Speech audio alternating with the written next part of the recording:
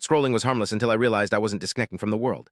I was disappearing from my own life. I am a 28-year-old man, and for the last 3 years, my smartphone was basically glued to my palm. It started out as just a way to unwind after long shifts at the local warehouse, but it slowly turned into a complete addiction. I'd sit on the edge of the mattress for hours, the blue light washing over my face, watching short clips, reading endless arguments between strangers, and refreshing feeds until my eyes burned. My long-term girlfriend, Sarah, would be sitting right next to me trying to tell me about her day, and I would just nod blankly, barely registering a single word she said.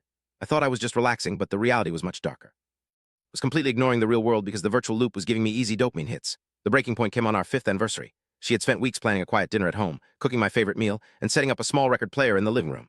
Halfway through the dinner, my phone buzzed with a notification about a viral drama online. Without thinking, I picked it up and started scrolling. And I finally looked up 20 minutes later. The food was completely cold, the music had stopped, and Sarah was quietly packing her bags in tears. She told me that she felt totally invisible, like she was living with a ghost, and she walked out the door. The silence in the empty apartment hit me like a physical blow. I looked at the glowing screen in my hand and felt a wave of absolute disgust. I had traded a real, loving relationship for an endless stream of digital garbage. Night, I made a difficult choice. I deleted every single social media application, put the phone in a lockbox inside the closet, and forced myself to face the raw boredom and anxiety of reality. It was incredibly painful at first, and my thumbs would literally twitch out of habit. But slowly, the fog started to lift. I began taking long, silent walks in the evening, actually noticing the color of the sunset and the sound of the wind. Started reading physical books again, filling the empty spaces in my mind with deep thoughts instead of mindless noise.